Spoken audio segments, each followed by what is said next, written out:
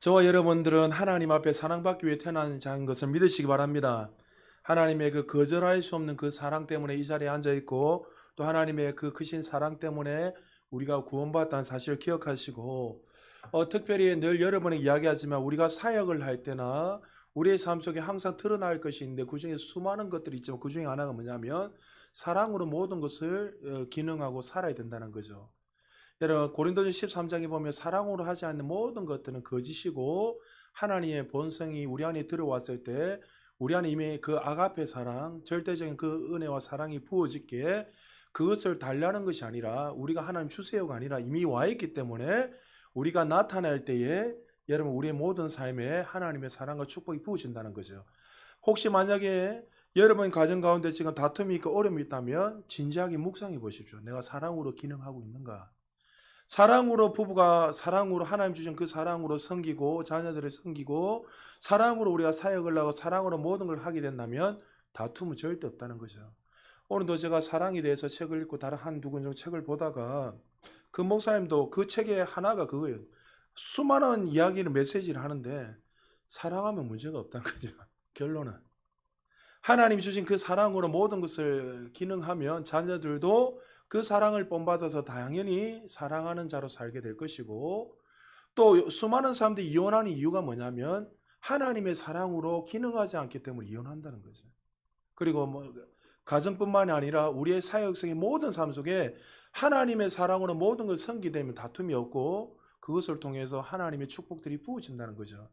그래서 우리는 항상 남을 탓하는 것이 아니라 우리 안에 정말 거듭났다면 거듭난 자녀답게 하나님의 그 사랑을 날마다 인식하고 묵상하고, 말씀을 통해 예수님이 왜 이 땅에 오셔서 사랑으로 어떻게 기능하셨는지, 우리를 사랑하셨기 때문에 십자가를 주셨고, 사랑하셨기 때문에 우리를 구원하셨고, 사랑하셨기 때문에 우리 앞으로 모든 삶을 이끌어 가시는 것처럼 우리의 상에 그 본성이 있다는 것을 기억하시고, 모든 것을 말 한마디 표현하는 것 모든 하나하나를 주님의 사랑으로 하시길 주님 축복합니다. 할렐루야. 그런 마음으로 우리 옆 사람 한 번 더 축복합시다. 당신은 최고의 걸작품입니다 하고, 그 다음에 주의 이름으로 사랑합니다 이렇게 하고 우리 한번 앞뒤 양념을 한 번 더 인사하겠습니다. 시작.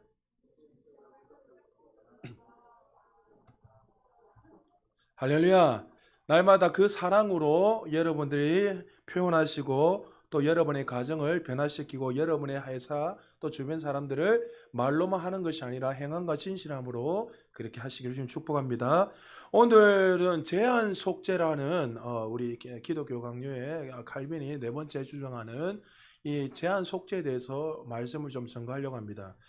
제한 속죄는 상당히 여러분에게도 좀 어렵고 저에게도 여러분 좀 많은 부담감이 있고, 왜냐하면 많은 학자들 끊임없이 알바니의 주의자들이나 또 니케아 신조, 여러분들 잘 모르지만 수많은 회의들을 통해서 끊임없이 이 논쟁이 있어서 우리 대한예수교 장로회 합동, 우리는 칼빈주의자들, 우리 개혁교단에서는 이 제한 속죄에 대해서 이렇게 설명하고 있다는 것을 여러분 잘 들으셔야지 혼란이 없습니다.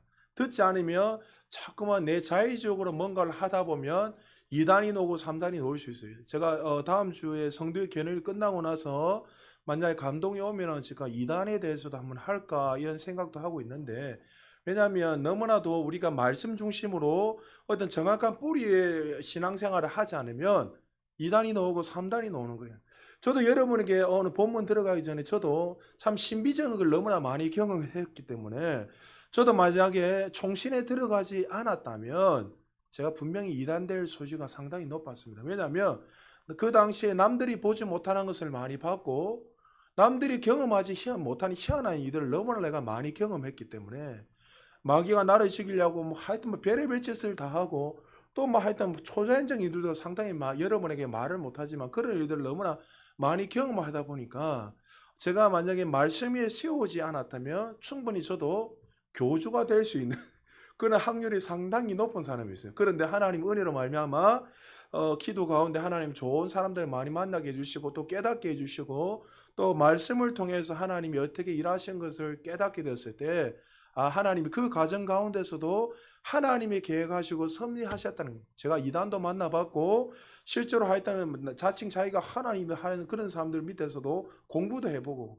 하여튼 뭐 계명대학교 억수로 유명한 그 하여튼 박사 있어요. 유명한 교수님인데 이름 뭔데도 유명한 그 교수님하고도 어떤 논쟁을 하면서도 공부도 해봤고 뭐 나의 나름대로 해봤지만 결론은 우리는 말씀 앞에 말씀이 하나님이고 말씀이 생명이고 말씀이 진리이기 때문에 이 말씀 앞에 우리가 세워지지 않으면 그 눈에 보이는 것을 쫓다 보면 무너질 수밖에 없다는 거죠.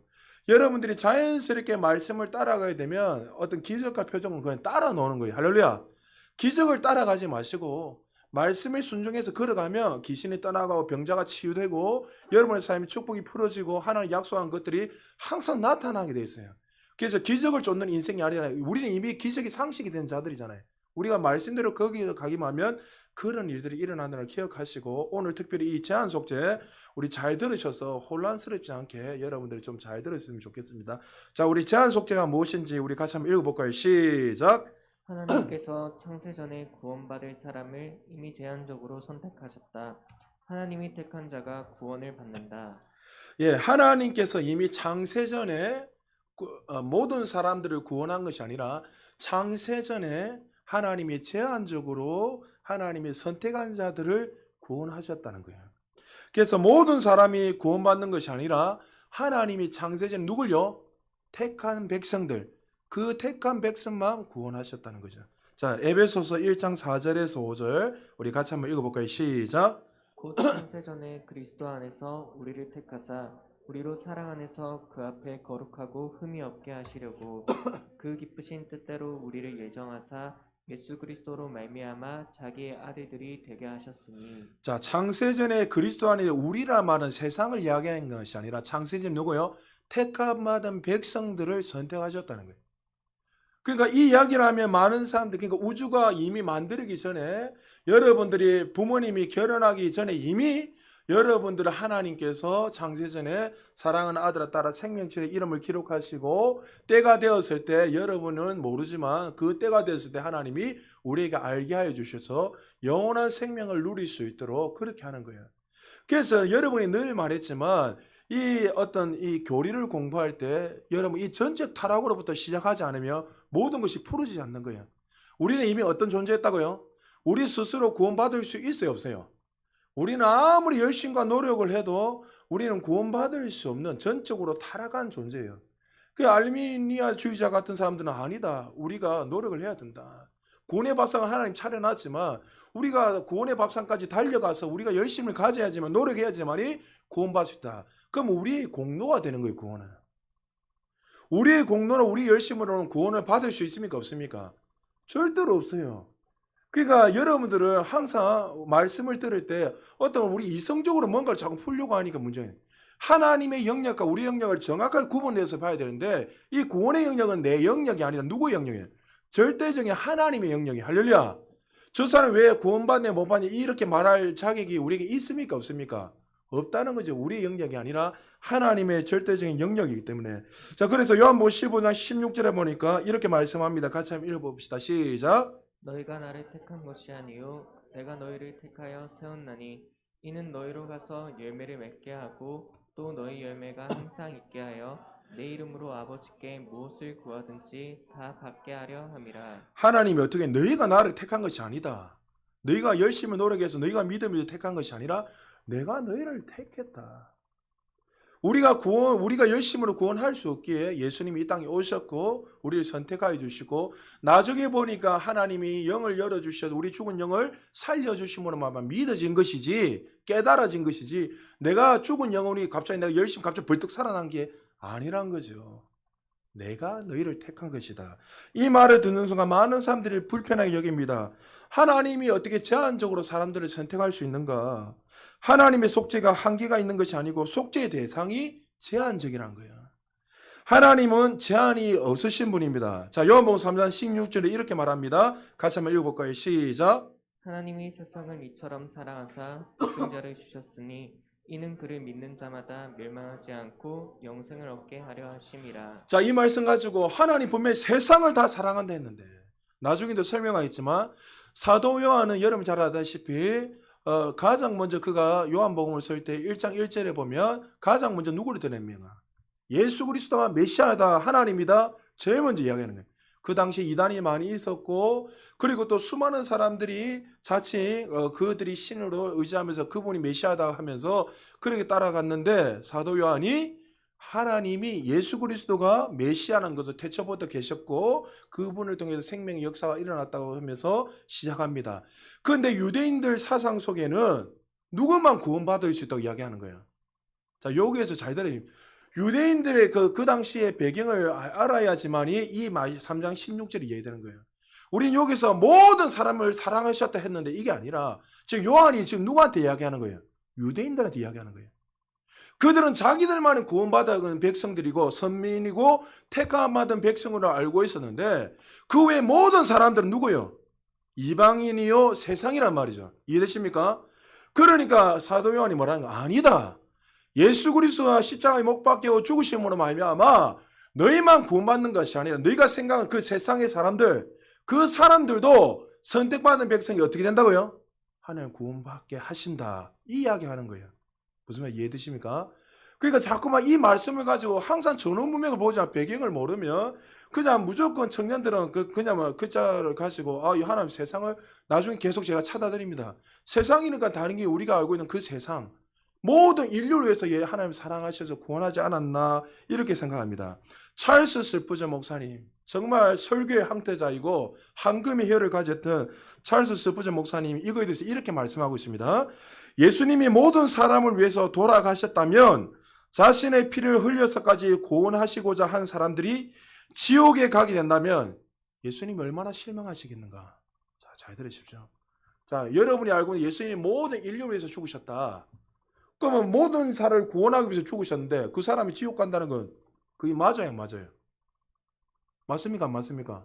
하나님 장난치는 것도 아니시고 모든 인류를 위해서 구원하시놓고 왜 저 사람은 왜 구원을 안 받고 지옥 가느냐? 그럼 여러분 이렇게 이야기합니다.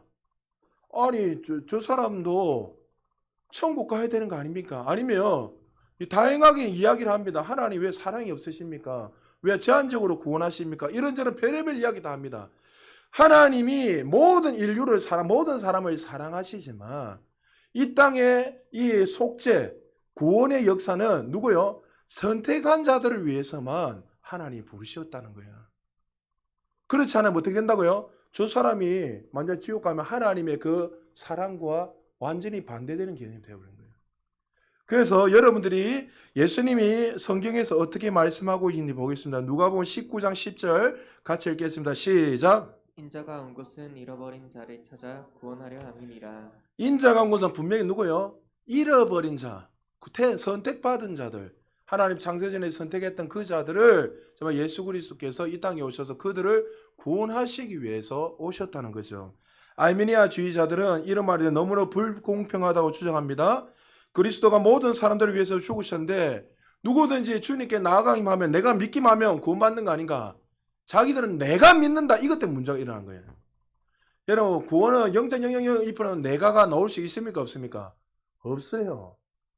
근데 자꾸 내가 하니까 내가 믿으면 구원받는 것이지 어떻게 그렇게 할 수 있느냐. 구원의 영역은 내가 아니라 마치 이 물에다가 여러분 잉크방울이 몇 방울 떨어질 때 오염되는 것처럼 죄로 인하여서 죽었기 때문에 우리 스스로는 절대로 0.00001% 내 열심 내 노력 99.99% 100% 내가 아무리 노력을 해도 공로를 쌓아도 우리는 결단코 하나님의 원하시는 그 영광에 이룰 수 없다는 것을 기억해야 됩니다.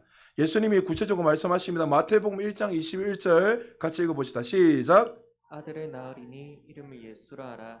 이는 그가 자기 백성을 그들의 죄에서 구원할 자이심이라. 예수님의 이름의 뜻이 뭐라고요? 자기 백성이라 했어요. 택함 받은 백성들을 구원하시기 위해서 예수님이 이 땅에 오신 겁니다. 예수님이 이 땅에 오신 이유는 분명히 그 백성들을 죄에서 구원하기 위해서 창세전에 택한 백성들을 죄에서 구원하기 위해서 이 땅에 오셨습니다. 예수 그리스도의 구속의 은혜로 말미암아 모든 사람들과 하나님과 화해를 했다면 그들이 믿지 않는다고 해서 구원을 받지 못한다는 주장과 그 논리는 문제가 생긴다는 거예요. 그래서 여러분 이걸 항상 기억하셔야 돼요. 아까 서두에 말했지 모든 사람에도 구원하셨는데 왜 저 사람 지옥 갔는가? 그 장난치는 것도 아니고 그게 아니라는 거죠. 사실 이 논쟁은 여러분 수천 년 동안 끊임없이 나오는 이 논쟁입니다. 그래서 여러분이 잘 하여튼 뭐 역사를 찾아보면 어떤 회의들 통해서 싸우고 어거스틴, 뭐 칼빈, 루터 할 것 없이 알메니아 주의자들 하여튼 이단 사상들 끊임없이 막 싸우다가 결론은 뭐냐면 구원이라는 이 문제가 봉착이 되는 거예요. 근데 그들은 시작하는 구원은 뭐예요? 자기 공로로 뭔가를 자꾸만 하니까 이 모든 것들이 다 안 되는 거예요. 구원을 내가 선택함으로 믿음으로 내가 믿기 때문에 구원받을 수 있으면 어떻게 됩니까? 모든 인류도 구원받을 수 있다는 거죠. 이렇게 시작하니까 벌써 이 문제가 다 일어나는 거예요. 그렇지만 이 구원이라는 문제는 절대로 하나님의 영역이지 우리의 영역이 아니기에 예수님도 이 땅에 오시고 창세전에도 이렇게 오셔서 우리를 선택하시고 우리를 구별하셔서 때가 되었을 때 하나님이 우리를 구원하신다는 거죠. 자, 얼마나 성경에서 제가 수없이 많이 찾다가 조금 한 대여섯 구절을 찾아서 정말 예수님이 이 땅에 누구를 위해서 오셨는지 우리 한번 찾아보겠습니다. 요한복음 10장 11절 우리 같이 한번 읽어봅시다. 시작. 나는 선한 목자라 선한 목자는 양들을 위하여 목숨을 버리거니와. 분명히 예수님은 양들, 구원받을 백성들 맞죠? 양은 선택받은 백성들을 위해서 목숨을 버렸다고 분명히 말씀하고 있습니다.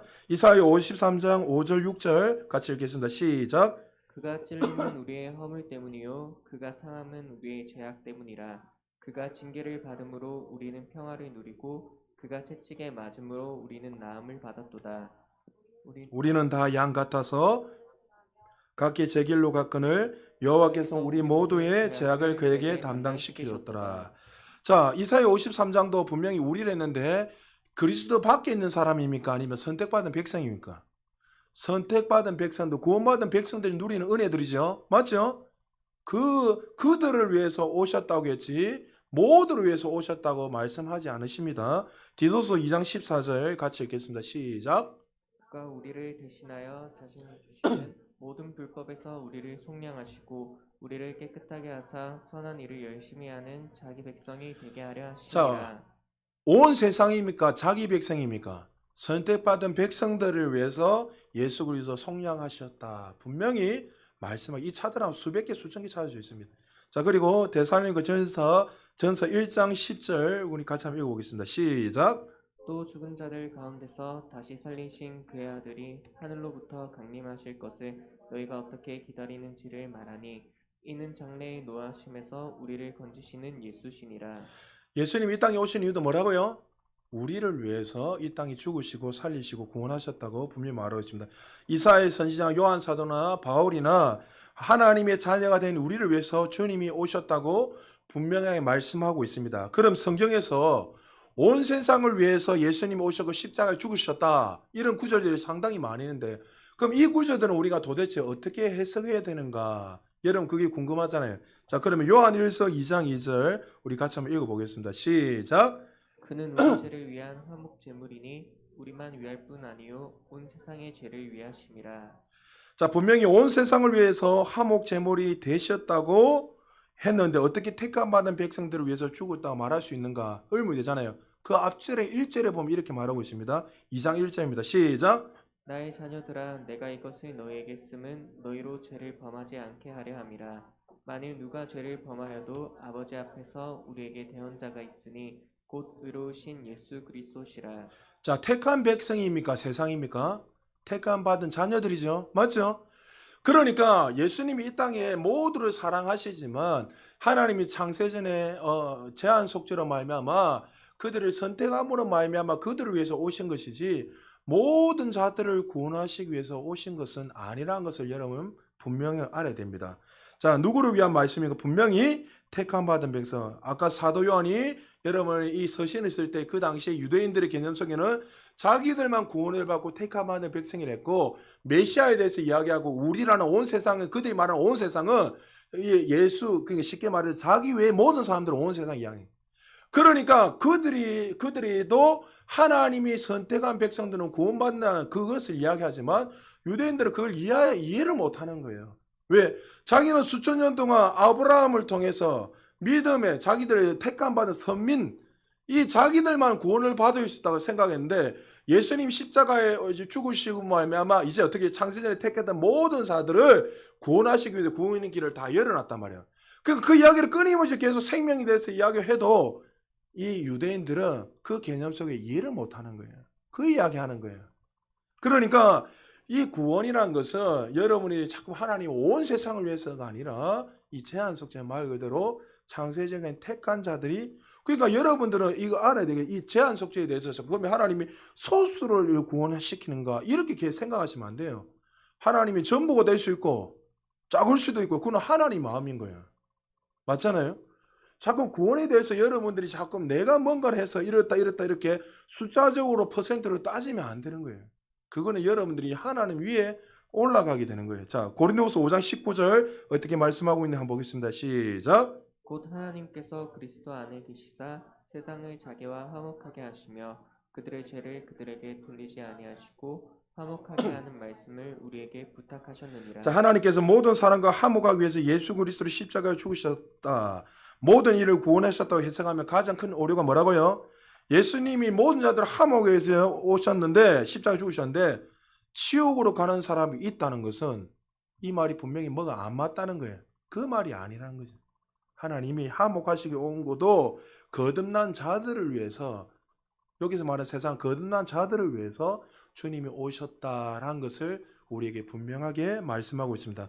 자, 고린도후서 5장 14절 15절 우리 같이 읽겠습니다. 시작. 그리스도의 사랑이 우리를 강권하시는도다. 우리가 생각하건대 한 사람이 모든 사람을 대신하여 죽었은즉 모든 사람이 죽은 것이라. 그가 모든 사람을 대신하여 죽으심은 살아있는 자들로 하여금 다시는 그들 자신을 위하여 살지 않고 오직 그들을 대신하여 죽었다가 다시 살아나신 이를 위하여 살게 하려 함이라. 자, 여기에서 모든 사람도 이야기하지만 여기서 우리가 저는 성경을 다 읽으면 모든 사람이 누굽니까? 온 세상 사람입니까? 아니면 택함 받은 백성입니까? 택함 받은 백성들이죠. 그들을 통해서 믿게 하시고 그 온전한 하나님의 뜻을 나타내기 위해서 하나님 창세전에 택한 자들을 구원하셨다고 말씀하고 있습니다. 자, 많은 사람들이 제한 속죄 이 예정론 때문에 아까 서두에 말했지만 끊임없는 논쟁들이 있습니다. 그러나 분명한 것은 우리가 어떤 존재인지를 알면 여러분들 이 말씀이 이해된댔습니다. 구원이란 것은 서두에 계속 반복해서 이야기합니다. 구원은 나의 영역이 아니라 누가 하는 거예요? 하나님의 은혜로 하는 거예요. 내 열심, 내 노력이 아니라는 거예요. 우리가 칼빈주의인데 칼빈의 어떤 기독교 베이스 바탕에서 우리 장로교가 이렇게 탄생되었는데 칼빈이 제일 많이 강조한 게 뭐냐면 수많은 것들이 많이 있지만 예정론을 어마어마하게 강조하고 있습니다. 창세전에 택하셨다. 예정론이잖아요. 하나님이 예정하셨다. 택하셨다. 이 예정론을 칼빈이 어마어마하게 많이 강조했는데 여러분 잘 아는 요한 칼빈이 어떠한 책을 기록하죠? 가장 유명한 성경 다음으로 유명한 책이 뭡니까? 우리 교인들 책을 안 보시나? 좀 있으니까 좀 가져가서 읽으세요. 제 책 다 들고 가도 되니까 저게 폼으로 있는 거가 기독교 강요. 여러분 이 기독교 강요를 읽어보면 뭐 상중하로 나눠져 있는데 그가 약간이란 말이 표현이 좀 이상한데 26살 때 이 천재였던 이 칼빈이 그 기독교 강요를 기록했습니다. 그리고 27살에 초판을 내었는데 그때 1536년도에 초판을 냈습니다. 그런데 그 1판을 인쇄하고 2판을 또 이렇게 인쇄하고 3판을 인쇄하고 4판을 인쇄해서 5판을 이렇게 인쇄했는데 1판, 2판, 4판, 4판까지는 읽어보면 예정론에 대해서 전혀 나와 있지 않습니다. 그런데 그가 23년이 지나서 5판을 발행하게 되는데 1559년 그가 27살 때 초판을 발행해서 그가 23년을 지난 그 해에 이 5번째 판을 이렇게 최종판을 이렇게 발행하게 됩니다. 인쇄하게 됩니다. 그런데 거기에 보면 21장에 보면 예정론에 대해서 그가 이렇게 구체적으로 제일 마지막 장에 보면 쫙 설명을 왜 1판, 2판, 3판, 4판을 이렇게 내는 예정론이 전혀 없다가 마지막 5판 때 23년이 지나서 이 예정론 하나님이 선택하셨다, 택하셨다 그 장면이 제일 마지막에 나와 있을 거예요. 칼빈이 고민을 너무나 많이 했는 거예요. 내가 경건하게도 살아보고 누구보다도 열심히 노력하고 누구보다 책도 많이 읽고 누구보다도 정말 거룩하게 살고 했는데 내 꼬라지를 보니까 쉽게 말해서 구원을 받을 만한 끈덕지가 있어요, 없어요? 아무리 내 자신을 돌아봐도 없는 거예요. 없는데 그가 인생을 살다 보니까 인생에 탁 돌아보면서 세월이 지나서 50이 가까운 나이가 됐을 때 자신의 삶을 돌아보니까 그게 뭐였어요? 하나님이 창세전에 나를 예정하지 않았다면 내가 구원을 받을 수 없다는 결론에 도달하게 되는 거예요. 여러분, 우리도 마찬가지잖아요. 우리가 구원받을 수 있는 결론이 뭐예요? 내 열심, 내 노력? 아니잖아요. 인생을 쫙 돌아보니까 하나님이 나를 선택하셨기에 때가 됐을 때 내 영을 열어주시고 알게 하여 주셔서 믿어지게 된 거죠. 그러니까 여러분, 이 영이 열리지 않은 사람, 선택받지 않은 사람들은 아무리 이야기해봐도 사실 그 사람들 보십시오. 우리가 좀 알미니아 주의자로 이야기해보면 그 사람들 보면요, 구원받지 못하는 사람들 보면요, 구원받지 못하는 꼬라지대로 삽니다. 왜? 본인이요, 아예 그냥 이런 거에 대해서 관심이 없이 살아가요. 제 친구한테도 복음을 전하면 그 친구는 제가 끊임없이 전하지만 니나 잘 믿어라. 네가 약하니까 신을 의지하지. 나는 강해. 그러니까 자기 마음대로 하나님을 부인하고 하나님을 위해서 찾는 마음도 없고 그렇게 살아가는 거예요. 그런 꼬라지들 보면 정말 저 사람들을 참 불쌍히 여길 수 있죠. 그러나 하나님이 막 또 때가 돼서 그 사람을 선택했다면 구원하시겠지만, 그런데 이거는 그냥 하나님과 상관없는 거예요. 우리가 그 사람들을 볼 때 왜 마치 여러분들이 저 사람이 구원받을 수 있겠나 이런 생각 보면은 구원받지 못하는 꼬라지대로 살아가요, 그 사람들이. 그래서 마치 바로처럼 하나님이 강팍한 마음을 주셨다마는 하나님이 그 마음을 넣었다는 게 아니라 바로가 교만하고 어떻게 해요? 자기가 주인의 세력에 하나님 그 마음을 그냥 두신 거예요. 그냥 두버리는 거예요, 그냥. 그러니까 구원받지 못한 사람들은 하나님의 어떤 그 섭리 가운데 그냥 두버려요. 그런데 예정론에 다시 말해서 하나님 선택한 사람들 보면 여러분이 지금은 잘 이해해보면 시간이 지나서 쫙 돌아다 보면 이런 가운데 누구를 만나게 하시고 아침에도 잠시 우리 진아 집사님하고 차 타고 오면 이런저런 이야기하다가 참 하나님이 내가 이 자리에 앉아서 구원받을 수 있는 이유를 보니까 그때는 몰랐는데 하나님이 참 예수를 믿기 전에 희한하게 주변에 또 사람들 계속 믿는 사람들을 붙여주시고 또 이렇게 희한하게 이렇게 썸을 탔는데 우리 박정희 지사님하고 그때 썸을 타서 하여튼 그렇게 하나님이 이렇게 해서 희한하게 믿는 사람들하고 이렇게 해서 이렇게 왔다는데 나중에 지금 그때는 몰랐는데 시간이 지나 보니까 하나님의 은혜였다고. 그래서 제가 그 이야기 하길래 오늘 그 설교하고 한다 내일. 여러분 23년이나 칼빈이 돌아보니까 왜 내가 구원받을 수 있는가? 아무리 내 끈덕지로 돌아봐도 어떻게 안 되는 거예요. 그래서 그가 최종문을 쓰면서 하나님이 창세전에 택하지 않았다면 내가 이 자리에 설 수 없다는 결론을 그가 설명한 거예요. 그래서 에베소 1장 4절에 창세전에 그리스도 안에서 우리를 택하여 주셨다. 할렐루야. 그러니까 여러분들 이것이 열려야 돼요. 그러니까 이 자리에 앉아있는 것이 하나님의 은혜고 사랑입니다. 모든 사람이 죄를 범하였으면 하나님의 영광이 이룰 수 없고 아무리 착하고 경건하게 살고 정말 그들 열심히 공로로 업적으로 노력으로 한다 하더라도 우리는 결단코 구원을 만들어낼 수 없는 존재란 거죠. 그래서 하나님 은혜요, 그 답은 말 그대로 하나님이 나를 창세전에 택하지 않았다면, 예정하지 않으셨다면 나는 구원받을 수 없다는 거예요. 자, 그렇다면 이 사실을 알고 여러분 서도에도 계속 이야기했지만 우리가 저 사람 왜입니까 해야 됩니까? 아니면 우리는 감사해야 됩니까? 왜가 아니라 오히려 나를 구원하신, 정말 나는 구원받을 수 없는 존재인데 하나님이 창세전에 나를 선택해 주셨다는 그 은혜 때문에 오히려 어떻게 해요? 감사가 나오고 늘 감사로 살게 되는 거예요. 여러분 보십시오. 예수님 그 좌편인지 우편인지 뭐지 십자가에 죽을 때 우리의 논리를 볼 때는 주여 어떻게 구원받을 수 있습니까?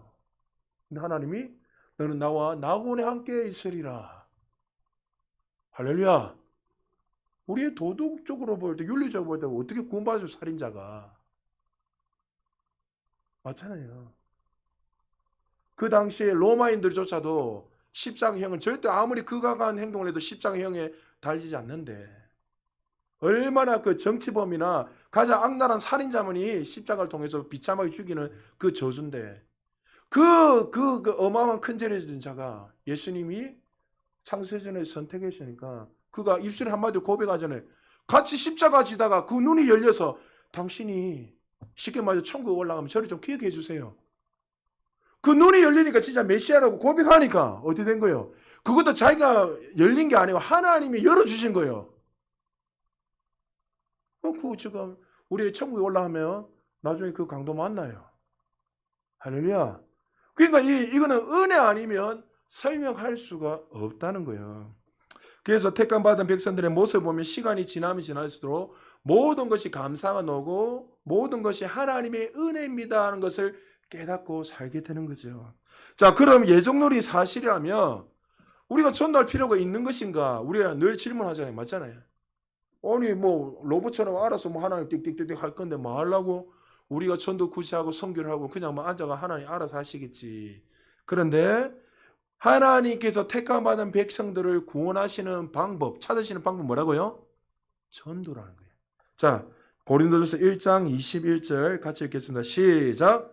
하나님의 지혜에 있어서는 이 세상이 자기 지혜로 하나님을 알지 못함으로 하나님께서 전도에 미련한 것으로 믿는 자들을 구원하시기를 기뻐하셨도다. 하나님의 섭리과 계획과 전체적으로 보면 하나님 은혜로 그들이 구원받지만 그러나 하나님이 찾으시는 방법, 그 택함받은 찾으시는 백성들은 구원받은 하나님의 자녀들을 통해서 어떻게 해요?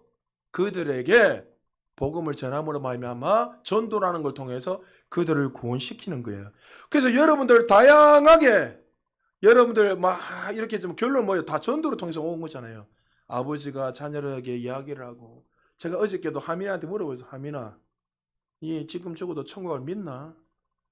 물어보니까 갑자기 아버지 왜 이래요? 이러면 아버지 믿어요. 그럼 어떻게 가 천국 갈 수 있지? 저 예수님 믿어요. 너 정말 믿네? 이러니까 믿어요. 아이고 할렐루야. 여러분 자기가 믿는다고 열리는 게 아니죠. 하나님이 알게 해주신 거예요. 하나님이. 그렇지만 그 알게 하기 위해서는 우리가 어떻게 해요? 부모님들이 자녀들에게 복음을 전해야 되고 또 여러분들 수많은 사람들이 다양하게 말씀을 통해서 하나님의 사랑으로 다양하게 이렇게 구원을 받지만 결론은 뭐예요? 그 다양함 속의 결론은 뭘 이야기하는 거예요? 전도를 통해서 구원하는 거예요. 그래서 여러분들이 전하지 않으면 누가 들으리요? 이렇게 이야기했잖아요. 그러니까 여러분 전하지 않으면 택함받은 백성들 구원할 방법이 없어요. 또 뭐 하나님이 하시겠지만 그러니까 하나님을 보지 말고 이때는 제발 이거 하나님이 봐야 될 건 안 보고 안 봐야 될 걸 자꾸 보니 헷갈리는 거예요. 그러나 하나님의 어떤 큰 계획과 선밀성에는 누구를 통해서 하시겠지만 그러나 하나님은 우리를 통해서 뭐요? 우리에게 이제 전도를 통해서 하나님의 택한 백성들을 구원하기 원하신다는 거죠. 여러분 부모님들을 통해 또 선생님들을 통해서 또 여러분 자녀를 통해 남편 아내를 통해서 주변에 많은 사람들을 통해서 복음이 들려주고 전해지잖아요. 그래서 여러분 주변에 여전히 정말 하나님이 잃어버린 자를 찾고 계시는데 저와 여러분을 통해서 믿지 않는 많은 자들에게 이 복음을 전해야 돼요. 그러나 여러분들 전하면서 저 사람이 구원받았나 말았나 이야기할 필요 있어요 없어요? 할 필요 없는 거예요. 왜요? 구원은 누구의 영역이라고요? 믿습니까? 그러니까 제발 여러분들 우리 용서하십시오. 우리 젊은 청년들은 궁금한 건 많지만 머리에 자꾸 자기 조금 안다고 그걸 가지고 궁금한 건 필요하지만 자꾸 뭐 하나님의 영역을 자꾸 건드려 이야기하니까 아니 하나님 왜 저 사람을 유괴하고 버리십니까? 왜 가룟 유다를 버리십니까? 여러분 천국 가서 물어보세요. 그 하나님한테. 그거는 하나님이 하시는 거지 우리의 영역이 아닌 거예요. 근데 자꾸만 마치 어떤 우리 세상적인 이성적인 논리를 가지고 자꾸 그렇게 접근하니까 문제가 생기는 거예요. 하나님은 사람을 죽일 수도 있고 살릴 수도 있고.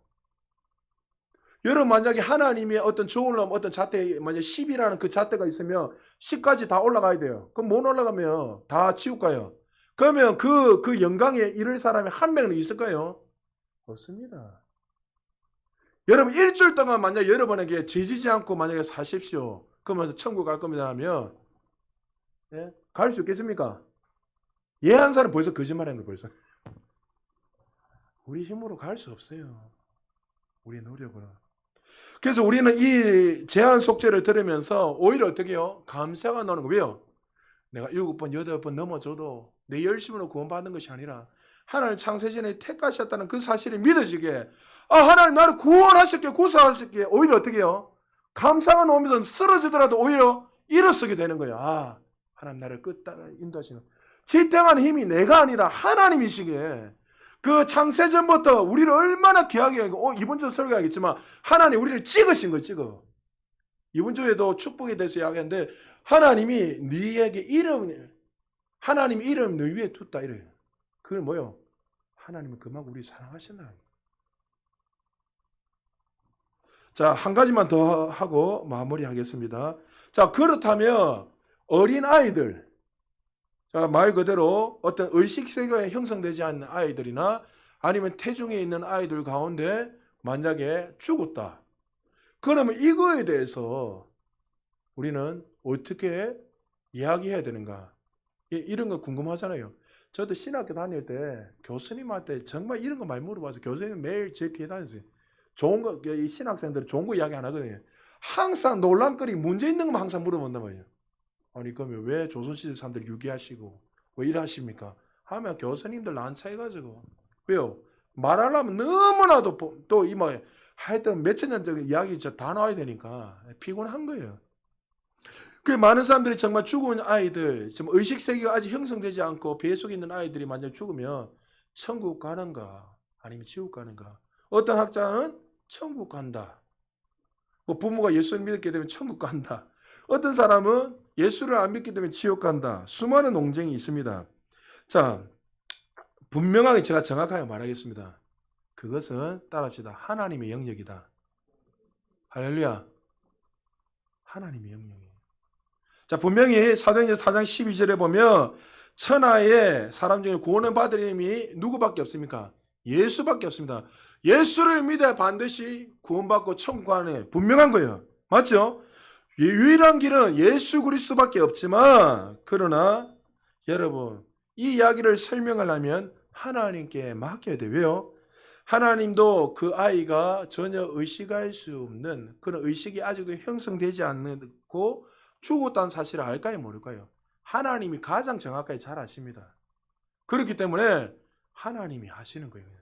그래서 여러분들은 이걸 가지고 천국에 갔네 지옥에 갔네 이야기하는 것이 아니라 구원의 영역은 하나님이 만약에 그 영혼을 보고 택하셨다면 천국 가는 것이고 반대로 하나님 만약에 유기했다면 지옥 가는 거예요. 그래서 그걸 가지고 우리는 어떻게 해요? 아, 어떻게 갔니 마니 이렇게 이야기할 필요가 없다는 거죠.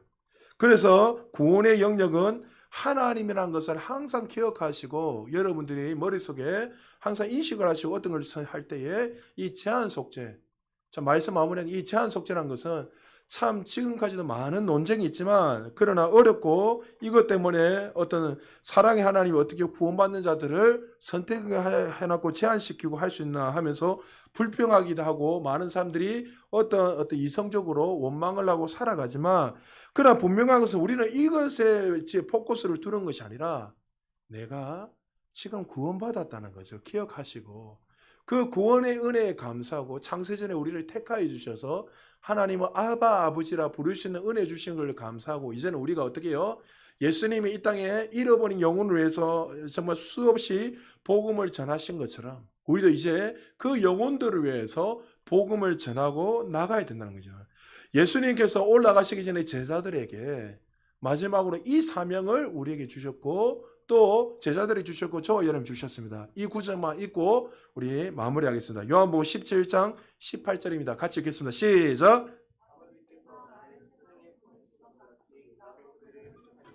할렐루야. 하나님이 예수님을 이 땅에 보내셔서 구원 사역을 이루신 것처럼 이제 예수님이 누굴요? 구원받은 저와 여러분을 통해서 이 세상에 보내셔서 잃어버린 그 수많은 영혼들을 구원하기 원하세요. 여러분의 자체로 이성으로 저 사람은 천국 갔다 지옥 간다 그거는 하나님의 영역인데 그거는 위험한 발언이에요.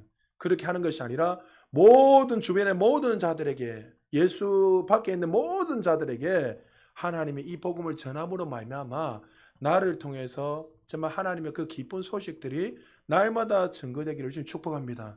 여러분 아직도 이제 하반기를 달려가고 있는데 아직도 여러분들 한 영혼을 구원하지 못하고 있다면 여러분을 책망하는 것이 아니라 진지하게 좀 돌아봐야 돼요. 하나님이 그걸 가장 기뻐하시는데 아직도 주변의 이웃에게 친구에게 이 복음을 전하지 않고 여러분 사랑으로 기능하지 않고 그렇게 살아가고 있다면 여러분의 말씀을 묵상하면서 구원받은 자가 내가 이렇게 살아가는 것이 정말 맞는가?